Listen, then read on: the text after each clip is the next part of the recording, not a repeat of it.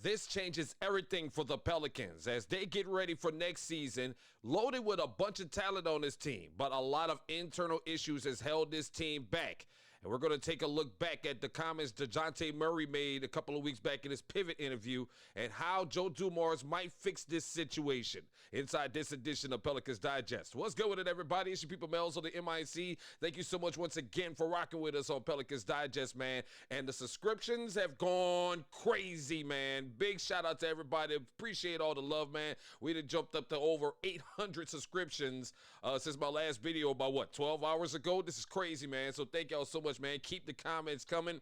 And let's keep the discussion going about what's going on with the New Orleans Pelicans as they wrap up their draft activities. And, of course, you probably logging on this morning and getting on social media, and you continue to see everybody still bashing the Pelicans with some of the moves they made over in the draft. And we'll talk about that in another video another time. But I want to rewind the tape on something that happened before the draft, and that has to do with Dejounte Murray and his interview on the Pivot podcast a couple of weeks back. And if you haven't had a chance to watch it, go watch that interview, man, because it's a fascinating look into this young man and his background growing up in Seattle, dealing with gang violence and drugs and his mother and a whole bunch being in and out of jail and a whole bunch of different things to get to where he is. It's an inspiring story. And it will also give you better insight on Murray as a person and as a player. And one of the things that I took away from this interview was that there was a lot of internal problems inside this Pelicans organization with David Griffin beforehand. And I talked about a lot of that in the previous video. But I want to talk about, in this particular video, Murray and his comments and how they're being addressed. Of course, if you haven't seen the interview, go check it out now. It's available everywhere. But in that interview, he spoke on how the team pretty much abandoned him while he was going through his injury. He says it was a situation where, like, I got all these problems going on, and I broke my hand. Now, of course, that happened in the first game of last season. Then I'm recovering. My mom had a stroke. One of my cousins got killed. Then my uncle overdosed. During all of this, I'm not getting what I need from the organization. He went on to add that it's hard for me to get my training time. It's hard for me to get lifts. And it's hard for me to get my own court time. So you can only imagine where my mental is at. And a lot of people thought that Murray was bashing the organization, and a whole lot of the reports that I saw and a lot of articles that I saw kept saying, oh, here we go again. He's saying the quiet part out loud about the Pelicans. And that's true, because the number one issue with the Pelicans has always been their medical staff. But when you start looking at the other injuries, especially in this particular last season, with all the injuries to Halliburton and all these ACL tears all across the season and all that, the NBA has a bigger issue with this medical staffs league-wide, not just in the Pelicans. I think the Pelicans was emblematic of a larger league-wide problem, which is why you probably seen these reports of David's, the commissioner, talking about he's going to look at AI to try to figure out what's wrong with all these injuries. But it was also the issue with Griffin not paying attention to his players.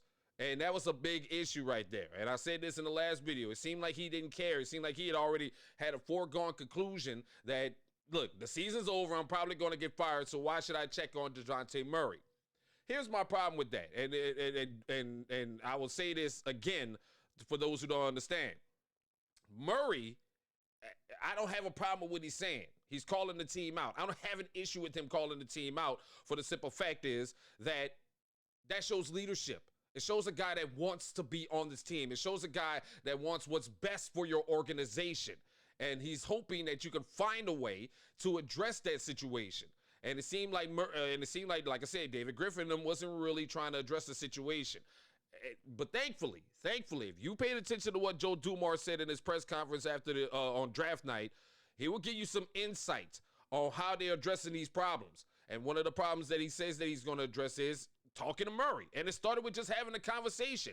He and I had a really good conversation. We talked about it the next morning after the interview dropped. I asked him, tell me what's happening. And we had a good long talk, and it won't be a problem this year. And it's good to hear that. It is really good to hear that won't be a problem this year. Because my issue is, why did it take for this interview for anybody to start paying attention? That was my question. And the other thing is, where was this guy? What was Willie Green during all of this? What was he doing? I get it. You was probably coaching the team, dealing with all that, but Willie Green should have did at least the most to check on this player. and make sure that this player was okay and he could get into facility and all the other stuff. Never mind David Griffin. Because in that same interview that Murray was talking about, he spoke glowingly about how Greg Popovich checked on him and showed him love and wanted to move his mom out to San Antonio. And you didn't hear any of that about Willie Green. Like, Willie Green is just there. And that's an issue, I think. But thankfully, I have to say this, I'm glad that Joe Dumars is addressing this issue. Because he went on to say sometimes when things like this happen, it's an opportunity to get better as an organization. I called in the medical staff and said, let's talk about Dejounte's interview. What part of this can we get better at? What part of this can we get better at? I wonder if Griffin ever asked that question. I wonder if Willie Green ever asked that question when it comes to this player. This is what's going to change everything about the Pelicans, is that we're getting off this good vibes. Everybody's happy. Oh, yeah, we're losing, but everybody's good vibes and good characters and all this other stuff. It's time. Joe Dumars is bringing in the attitude of let's address issues head on. Let's not sit on this and wait. Let's see what's going on and what can we do. And now there's being reported that Murray is in a better situation after that conversation. And the Pelicans have also assigned somebody from the medical staff to be with him while he rehabs, so we can keep getting constant reports and finding out what's going on with him and make sure that he's ready for the start of the season. That's a beautiful thing when you think about it, man. Like, for real. This is a beautiful thing when you think about it. That Murray, I think, again, can be one of your leaders on his team. He is now going to be your veteran guard leadership on this team, along with Jordan Poole. So you have to make sure things are good with Murray because, again, this guy is still good. Despite the injuries, he's still great. He's an all-star. He can still give you at least 20-plus a night if you give him the opportunity. Now with the new season coming up, you're going to have to start this season with more than likely the rookie Fears and Jordan Poole in your starting lineup. But by the time Murray comes off an injury, you can have somebody that's ready for a playoff push. But you got to let him be the leader on his team because it seems like this guy wants to be the leader of this team. And that changes everything for the Pelicans, in my opinion. Now, the issue will be, the real issue will be, who's going to make it at the end of this season? Because there's only two people whose jobs, in my opinion, are really on the line at this point. And that's Willie Green and Zion Williamson. Now, if Zion wants to take up the role of being the leader, I'm all for it. I hope he wants to adapt and become the leader of this team. I really do. But my issue continues to be with Willie Green because it seemed like Willie was out to lunch. And, of course, as you know, he's only got 2 years on his contract left. So this is going to be a make it or break it year for Willie Green and Zion Williamson. Those are the two pieces that are, I think, in my opinion, are going to be removed if you have to go start a full rebuild. Now, in my opinion, about Trey Murphy and Herb Jones, those are non-negotiable. Those are the two players, along with Zion Williamson, that you keep and move just in case you have to get a first-round pick next year and you have to get back into the draft. You don't move those guys. But Willie Green is coaching for his job this year. And it's about that time, too. Granted, he's gotten this extension because he led the team to the playoffs 2 seasons ago. They won over 40 games and got into the play-in and was on the verge of going into the playoffs before the Zion injury. So it's up to Willie Green to fix this situation. And I just don't see him doing it. I don't, because if Murray's sitting here telling you I can't get in the gym, I can't do it, and this is one of your prime assets that you done picked up, why aren't you being more involved in this, my guy? Why aren't you being more involved in this? Never mind David Green. If David Green knew he was on his way out, that's cool. If David Griffin, should I say, knew he was on his way out and didn't care anymore, I could get that. I could dig that. He knew the writing was on the wall. But if my thing is, where's the coach at? Because this man spoke glowingly again. Murray spoke glowingly about how Greg Popovich looked out for him, took care of him while he was in San Antonio. And I don't hear nothing like that coming from Willie Green or about Willie Green. And this is why I keep coming back to about him being the head coach. If you have 2 detrimental pieces left on this team before you could go into a full rebuild, those 2 pieces are Zion and Willie Green. I already do believe that James Borrego was kept on to the staff just in case to be the coach in waiting if things don't go well with Willie Green, especially if the season don't get off to a good start with Willie Green. If this season coming up doesn't get off to a good start, I expect Willie Green to be gone before 20 games. I'm just calling it now. I expect Willie Green to be fired before 20 games is up if this team is not trending in the right direction or at least have a winning record after 20 games. It's just my thoughts.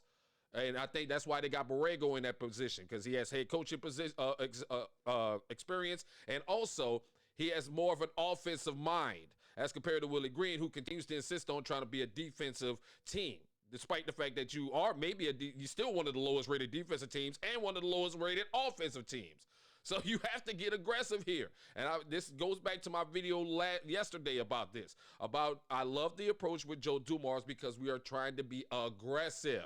We have been sitting back too long, being patient and being cautious and trying to wait on things to develop and change. That's not going to work. We have to get aggressive at this point. And I appreciate that Joe Dumars, again, is being aggressive. But I at least also can see and also appreciate the fact that he is addressing the issues that have been plaguing his team. Now, will that mean that the medical staff is going to get fired, or we're going to change out the whole medical staff? I don't know. Because, again, the injuries all across the NBA, the tore ACLs and all that, that has become a problematic thing all across the league, not just in New Orleans. Yes, it hurt New Orleans big time last year, but as we've seen, as the season developed, more and more superstar players going down with injuries and ACL tears. And I think that's an emblematic of a league-wide problem on what's going on with these cats and why they can't stay healthy and why they're popping the ACLs left and right. So, again, I love that he's addressing it head on, because we finally have somebody in the organization that is at least trying to clear up all of the national narrative about they don't know what they're doing. And you see what we're getting now. Even the national narrative continues to be, they don't know what they're doing. Even if we would have stood put and did nothing, they would have been like, well, what the Pels are going to do? What are they going to do? But the fact that we're being aggressive, everybody's got a problem with it. And I love that Joe Dumars said in the press conference, we are trying to be aggressive. I don't know why everybody's looking for this magical draft pick for next year. Everybody automatically assumes that the Pelicans are going to suck because the West is stacked. But at the same time, I like the fact that he is trying to address these issues. And I think that's what's going to change everything for the New Orleans Pelicans coming up in 2025 and 2026. And you know what could change everything is if you hit that subscribe button, baby. If you want the best Pelicans content right here without the national spin and hype and narrative about how trash your team is and they can't see the vision because they only want to criticize us, then this is the place to be, man. Go hit that subscribe button, man. I really do appreciate everybody subscribing. We're going to hit 1,000 over the weekend. So share this video with your folks. Share this video with your fellow Pels fans, and let them know that if they need a break from the constant beat down of what's going on with the national narrative about the New Orleans Pelicans, then you need to come get some good energy right here on Pelicans Digest. I appreciate y'all for rocking with me once again.